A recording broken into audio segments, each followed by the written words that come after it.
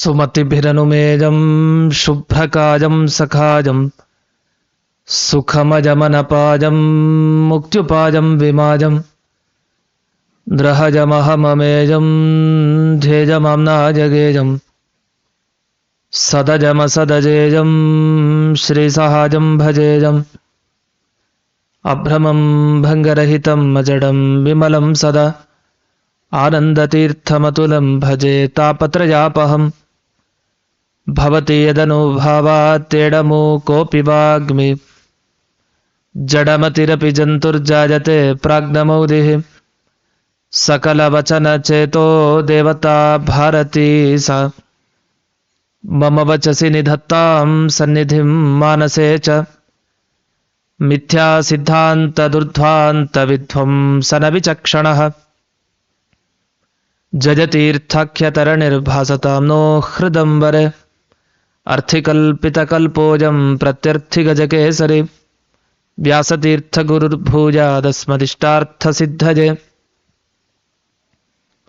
ಪೂಜ್ಯಾಯ ರಾಘವೇಂದ್ರಾಯ ಸತ್ಯಧರ್ಮರತಾಯ ಚ ಭಜತಾಂ ಕಲ್ಪವೃಕ್ಷಾಯ ನಮತಾಂ ಕಾಮಧೇನವೇ ತಪಸ್ವಾಧ್ಯಾಯ ಶುಶ್ರೂಷಾ ಕೃಷ್ಣಪೂಜಾರತಂ ಮುನಿಂ ವಿಶ್ವೇಶಮಿಷ್ಟದಂ ವಂದೇ ಪರಿಮ್ರಾಟ್ ಚಕ್ರವರ್ತಿನಂ ಶ್ರೀಗುರುಭ್ಯೋ ನಮಃ ಹರಿ ಓಂ.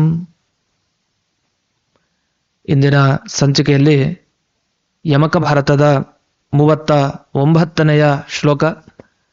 ಮೊದಲಿಗೆ ಶ್ಲೋಕವನ್ನು ಗಮನಿಸಿ ನಂತರ ಅರ್ಥದ ಚಿಂತನೆಗೆ ಹೋಗೋಣ. 39ನೇ ಶ್ಲೋಕ ಹೀಗಿದೆ: ಶಿವಭಕ್ತ ಪ್ರವರಾದ್ಯಂ ಪುಮಾನ್ನಸೇಹೆ ಗಿರಿಶ ವಿಪ್ರವರಾದ್ಯಂ ತಂ ಸ್ವಾತ್ಮೇಂದ್ರವರೇಣ ವ್ಯಧುನೋದ್ ಭೀಮೇನ ಧೂತರುದ್ರವರೇಣ. ಈ ಶ್ಲೋಕದ ಅರ್ಥ ಏನು ಮೊದಲಿಗೆ ಅಂತ ಗಮನಿಸಿ ಆಮೇಲೆ ಆ ಪದಗಳ ಸ್ವಾರಸ್ಯಕ್ಕೆ ಹೋಗೋಣ.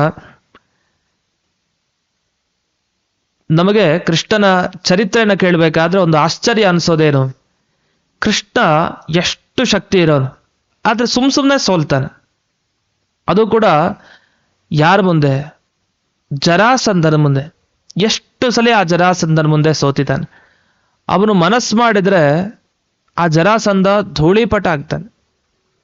ಒಂದು ಕ್ಷಣನೂ ಬೇಡ ಪರಮಾತ್ಮನಿಗೆ, ಅದಲ್ಲೂ ಬೇಕಾದ್ರೆ ವಿಭಾಗ ಮಾಡ್ಬೋದು ಆ ಕ್ಷಣದಲ್ಲೂ. ಸುಮ್ಮನೆ ಹೀಗೆ ಅನ್ಕೊಂಡ್ರೆ ಸಾಕು, ಆ ಜರಾಸಂಧ ಇರೋದೇ ಇಲ್ಲ. ಆದ್ರೆ ಆ ಜರಾಸಂಧನ ಮುಂದೆ ಎಷ್ಟು ಸಲ ತಾನು ಹೋಗ್ತಾನೆ ಬರ್ತಾನೆ. ಒಂದೇ ಸಲ ಆ ಜರಾಸಂಧನ ಮುಗಿಸ್ಬೋದಲ್ಲ, ಇಲ್ಲ. ಒಂಥರ ಸೋತಿರೋ ತರ ಅನ್ಸತ್ತೆ ನೋಡಿದಾಗ ಜನರಿಗೆ. ಯಾಕೋ ಆ ಜರಾಸಂಧನ ಹತ್ರ ಹೋಗ್ತಾನೆ ಮತ್ತು ವಾಪಸ್ ಬರ್ತಾನೆ ಅಂತ ಮೇಲ್ನೋಟಕ್ಕೆ ಹಾಗೆ ಅನಿಸೋದು. 18 ಸಲ ವಸ್ತುತಃ ಕೃಷ್ಣ ಸೋಲಿಸಿದಾನೆ. ಆದರೆ 18 ಸಲ ಸೋಲಿಸಿದ್ರು ಯಾಕೋ ಕೃಷ್ಣನ ಶಕ್ತಿ ಕಡಿಮೆ ಅಂತ ಅನ್ಸತ್ತೆ. ಯಾಕಂದ್ರೆ ಜರಾಸಂಧನ ಹತ್ರ ಹೋಗಿ 18 ಸಲ ಹೋಗಿ ಬರ್ಬೇಕಾ ಅಂತ. ಆದರೆ ಅದರ ಉದ್ದೇಶ ಬೇರೆ ಇತ್ತು ಅಂತ ಮಧ್ವಾಚಾರ್ಯರು ತಾತ್ಪರ್ಯದಲ್ಲಿ ತಿಳಿಸ್ತಾರೆ. ಜರಾಸಂಧನ ಹಿಂದೆ ಎಷ್ಟು ದುಷ್ಟರು ಇದ್ರು ಲೆಕ್ಕ ಹಾಕೊಳ್ಳಿ ಅಂತ. ಒಬ್ಬ ಜರಾಸಂಧನನ್ನ ಅವತ್ತೇ ಮೊದಲನೇ ಸಲ ಕೊಂದುಬಿಟ್ಟಿದ್ರೆ ಮಿಕ್ಕಿದ ದುಷ್ಟರ ಕಥೆ ಏನು? ಅದಕ್ಕೆ ಎಷ್ಟೆಷ್ಟು ದುಷ್ಟರಿದ್ದಾರೋ, ಎಷ್ಟೆಷ್ಟು ಸೈನ್ಯ ಇದೆಯೋ ಅವನ ಹಿಂದೆ, ಎಲ್ಲ ಬರಲಿ, ಒಬ್ಬರನ್ನೂ ಬಿಡಲ್ಲ ಅಂತ. ಅದೆಲ್ಲರನ್ನು, ಆ ಎಲ್ಲ ಗುಂಪನ್ನು ಸಂಹಾರ ಮಾಡಿ ಕೃಷ್ಣ ದುಷ್ಟರ ಶಿಕ್ಷೆಯನ್ನ ಮಾಡ್ತೀನಿ ಅಂತ ಅವನ ಸಂಕಲ್ಪ ಏನಿದೆಯಲ್ಲ ಅದನ್ನು ಈಡೇರಿಸ್ಕೊಂಡ. ಶಿಷ್ಟರ ರಕ್ಷಣೆ, ದುಷ್ಟರ ದಮನ ಆಗ್ಬೇಕು. ಅದಕ್ಕೋಸ್ಕರ ಕೃಷ್ಣ ಅನೇಕ ಬಾರಿ ಜರಾಸಂಧನ ಹತ್ರ ಹೋಗೋದು, ಯುದ್ಧ ಮಾಡೋದು, ವಾಪಸ್ ಬರೋದು, ಹೀಗೆ ಅಲ್ಲ. ಇಷ್ಟಾದ್ಮೇಲೂ ಕೊನೆಗೆ ಏನ್ ಮಾಡ್ದ? ಅದೊಂದು ಸಂಶಯವಾಗಿ ಉಳಿಯುತ್ತೆ. ತಾನೇ ಕೊಲ್ಬೋದಿತ್ತು, ತಾನೇ ಜರಾಸಂಧರನ್ನ ಕೊಲ್ಲಿಲ್ಲ. ಭೀಮಸೇನ ದೇವರು ಕೊಲ್ತಾರೆ ಜರಾಸಂಧರನ್ನ. ಯಾಕೆ ಹೀಗೆ ಮಾಡ್ತಾನೆ ಕೃಷ್ಣ?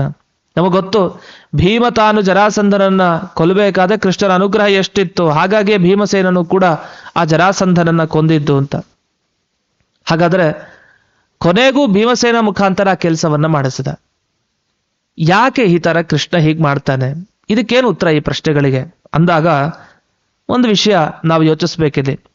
ಈ ಜರಾಸಂಧ ಏನಿದ್ದಾನೆ, ಇವನು ಶೈವರು ಯಾರಿದ್ದಾರೆ ಅಂದ್ರೆ ಶಿವನ ಭಕ್ತರು ಯಾರ್ಯಾರಿದ್ದಾರೆ ಅವ್ರಿಗೆಲ್ಲ ಗುರು ಇವನು. ಅವರೆಲ್ಲ ಪಾಠ ಹೇಳಿಸ್ಕೊಳ್ತಾ ಇರ್ತಾರೆ. ಈ ಜರಾಸಂಧನ ಬಳಿ. ಜರಾಸಂಧನಿಗೆ ಒಳ್ಳೆ ಶಾಸ್ತ್ರ ಪಾಂಡಿತ್ಯನೂ ಕೂಡ ಇರುತ್ತೆ, ಬರೀ ಯುದ್ಧ ಮಾಡೋದಷ್ಟೇ ಅಲ್ಲ. ಅವನಿಗೆ ಇಬ್ಬರಿಂದ ವರ ಇರುತ್ತೆ. ಒಂದು ರುದ್ರದೇವರಿಂದ ವರ ಪಡ್ಕೊಂಡಿರ್ತಾನೆ, ಮತ್ತೊಂದು ದೂರ್ವಾಸರಿಂದ ವರವನ್ನು ಪಡ್ಕೊಂಡಿರ್ತಾನೆ. ಬ್ರಾಹ್ಮಣ ವರ, ವಿಪ್ರವರ ಇದೆ, ಜೊತೆಗೆ ರುದ್ರದೇವರ ವರ ಇದೆ. ದೂರ್ವಾಸರೇನು ಬೇರೆ ಅಲ್ಲ, ರುದ್ರಾಂಶ ಸಂಭೂತರೆ ಅಂತೂ ರುದ್ರದೇವರ ಅವತಾರ ದೂರ್ವಾಸರು. ರುದ್ರನ ಅನುಗ್ರಹ ವಿಶೇಷವಾಗಿದೆ. ಏನ್ ವರ ಕೊಟ್ಟಿದ್ದ? ಅಜೇಯತ್ವ ವರ, ಗೆಲ್ಲಿಕ್ಕೆ ಸಾಧ್ಯ ಇಲ್ಲ, ಆ ರೀತಿಯ ಒಂದು ವರವನ್ನು ಪಡ್ಕೊಂಡಿದ್ದ. ಆದ್ರಿಂದಲೇ ದರ್ಪ ಜಾಸ್ತಿ ಅವನಿಗೆ. ನನಗೆ ರುದ್ರದೇವರಿದ್ದಾರೆ, ನನಗೆ ದೂರ್ವಾಸರ ಅನುಗ್ರಹ ಇದೆ ಅಂತ. ಈ ದರ್ಪದಿಂದ ನಾನೇ ದೊಡ್ಡ ರಾಜ, ನನ್ನ ಮುಂದೆ ಯಾರೂ ಇಲ್ಲ, ಜಗತ್ನಲ್ಲಿ ನಾನೇ ಎಲ್ಲರೂ ನೋಡ್ಕೊಳ್ಳೋರು ಅಂತ ಇದೊಂದು ಅಹಂಕಾರ ಇತ್ತು ಜರಾಸಂಧನಿಗೆ. ಆದರೆ ಜಗತ್ತಿನ ಒಡೆಯ ಕೃಷ್ಣ ಮರೆತಿದ್ದ. ಆ ಕೃಷ್ಣ ಜಗದೊಡೆಯ ಅಂತ ಜರಾಸಂಧ ತಾನು ಮರೆತಿದ್ದ. ಹಾಗಾಗಿ ಇಂಥ ಅಹಂಕಾರದಿಂದ ಇರುವಂತಹ ಜರಾಸಂಧನನ್ನ ಒಮ್ಮೆಲೆ ಸದೆ ಬಡಿಯೋದು ಸರಿಯಲ್ಲ, ಪದೇ ಪದೇ ಬರಬೇಕು, ಸದೆ ಬಡಿಬೇಕು, ಕಳಿಸ್ಬೇಕು ಅಂತ ಕೃಷ್ಣನ ಸಂಕಲ್ಪ. ಹಾಗಾಗಿ ಅವನು ಮಾಡ್ದ. ಆ ಶಿವಭಕ್ತನಾದ ಆ ಜರಾಸಂಧನನ್ನ ಭೀಮಸೇನನ ಮುಖಾಂತರ ಯಾಕೆ ಕೊಲ್ಲಿಸಿದ ಪರಮಾತ್ಮ ಅಂದ್ರೆ, ಶಿವಭಕ್ತನನ್ನ ವಿಷ್ಣು ಭಕ್ತ ಹೇಗೆ ಸೋಲಿಸ್ತಾನೆ ಅಂತ ನೋಡ್ಲಿ, ಜಗತ್ತಿಗೆ ಗೊತ್ತಾಗ್ಲಿ ಅಂತ. ವಸ್ತುತಃ ಇದಲ್ಲಿ ಪೈಪೋಟಿ ಏನಲ್ಲ, ಶಿವನಿಗೂ ವಿಷ್ಣುವಿಗೆ ಪೈಪೋಟಿನ? ಎಲ್ಲಿ ಶಿವ ಎಲ್ಲಿ ವಿಷ್ಣು? ಪೈಪೋಟಿ ಲೆಕ್ಕ ಅಲ್ಲ. ಶಿವ ತಾನು ವಿಷ್ಣುವಿನ ಮೊಮ್ಮಗನ ಥರ. ಆದ್ರಿಂದ ಮೊಮ್ಮಗನಿಗೆ ತಾತನ ಮೇಲೆ ಅತ್ಯಂತ ಪ್ರೀತಿ, ತಾತನಿಗೆ ಮೊಮ್ಮಗನ ಮೇಲೂ ಅತ್ಯಂತ ಪ್ರೀತಿ.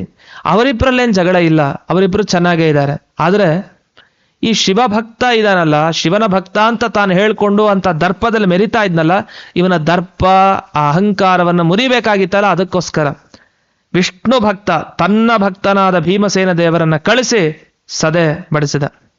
ಅಷ್ಟೇ ಅಲ್ಲ, ರುದ್ರದೇವರ ವರ ಮೀರ್ಲಿಕ್ಕೆ ದೇವರಿಗೂ ಇಚ್ಛೆ ಇರಲಿಲ್ವಂತೆ. ಅಯ್ಯೋ ನಾನು ಯಾಕೆ ಮೀರ್ಬೇಕು, ನನ್ನ ಮೊಮ್ಮಗು ವರ ಕೊಟ್ಟಿದೆ, ಇರ್ಲಿ ಬಿಡು ಅಂತ ಸುಮ್ಮನಿದ್ನಂತೆ.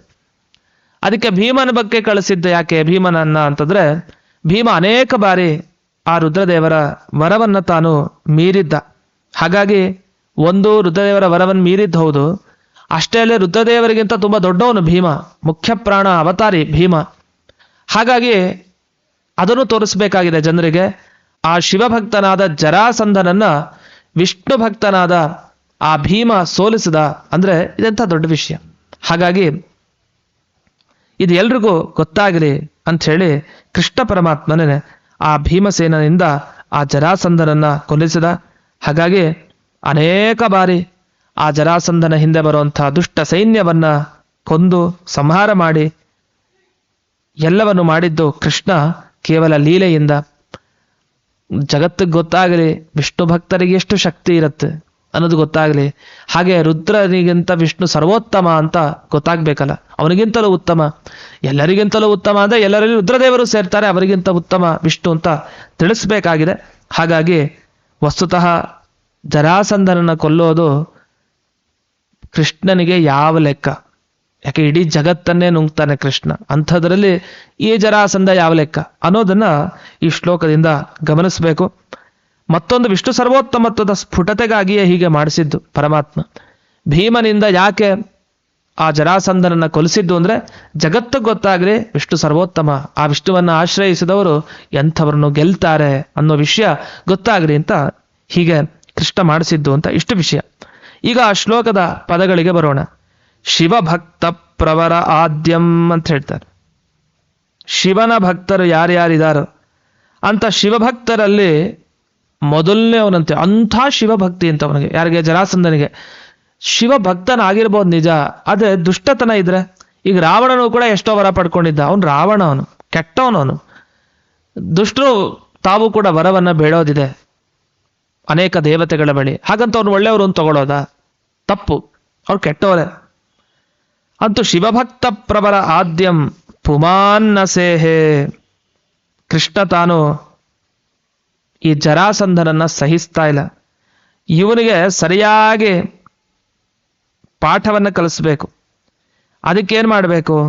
ನಾನೇ ಮಾಡ್ಬೋದು ಇರ್ಲಿ, ಆದ್ರೆ ಇವನಿಗೆ ವರ ಇದೆಯಲ್ಲ, ಗಿರೀಶ ವಿಪ್ರವರಾತ್. ಗಿರೀಶ ಅಂದ್ರೇನು?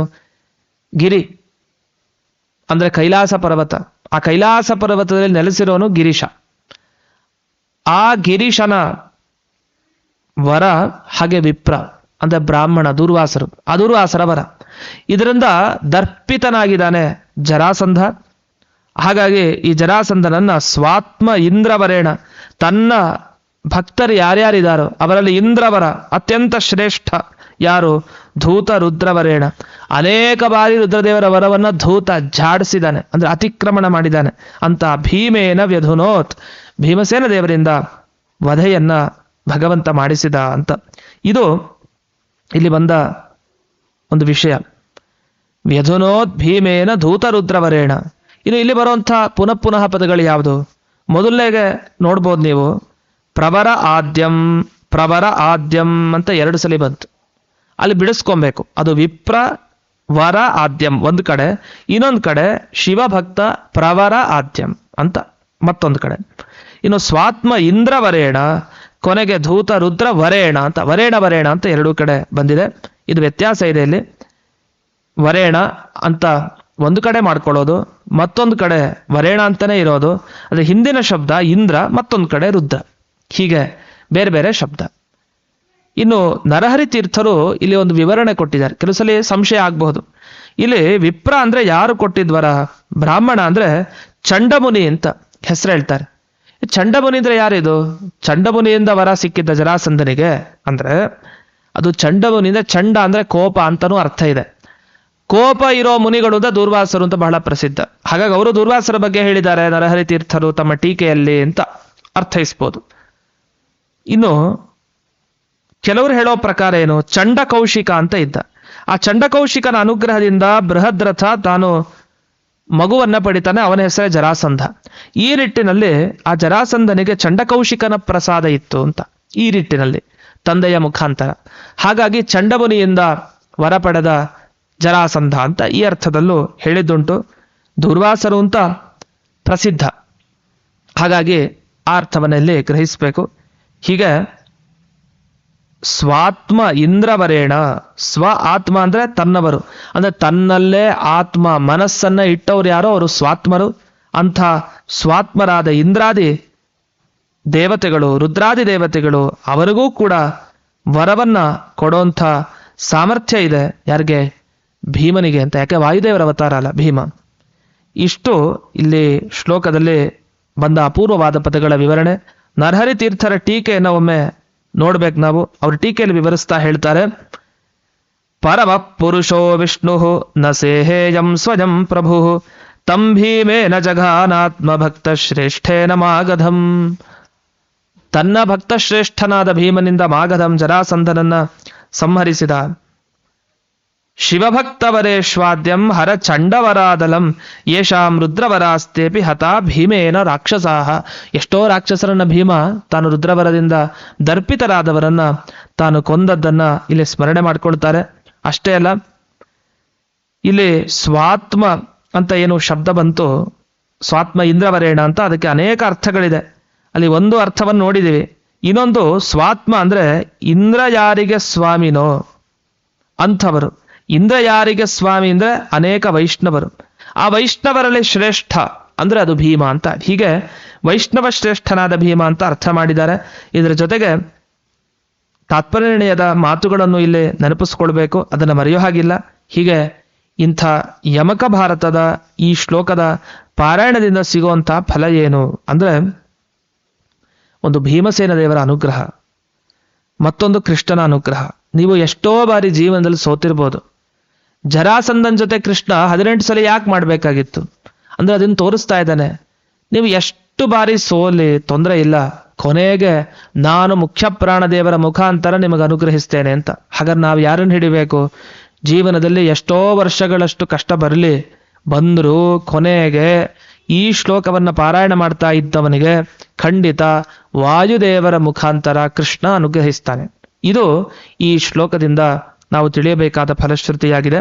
ಹೀಗೆ ಈ ಶ್ಲೋಕವನ್ನು ಪಾರಾಯಣ ಮಾಡಿ ನಿರಂತರವಾಗಿ ಆ ಭಗವಂತನ ವಾಯುದೇವರ ಅನುಗ್ರಹಕ್ಕೆ ಪಾತ್ರರಾಗೋಣ ಅಂತ ಹೇಳ್ತಾ ಈ ಸಂಚಿಕೆಯನ್ನ ಅಸ್ಮತ್ ಗುರುವಂತರ್ಗತ ವ್ಯಾಸತೀರ್ಥ ಗುರುವಂತರ್ಗತ ಭಾರತೀ ರಮಣ ಮುಖ್ಯ ಪ್ರಾಣಾಂತರ್ಗತ ಶ್ರೀಮನ್ ಮೂಲ ಗೋಪಾಲಕೃಷ್ಣನಿಗೆ ಅರ್ಪಣೆಯನ್ನು ಮಾಡ್ತೇನೆ. ಶ್ರೀ ಕೃಷ್ಣಾರ್ಪಣಮಸ್ತು.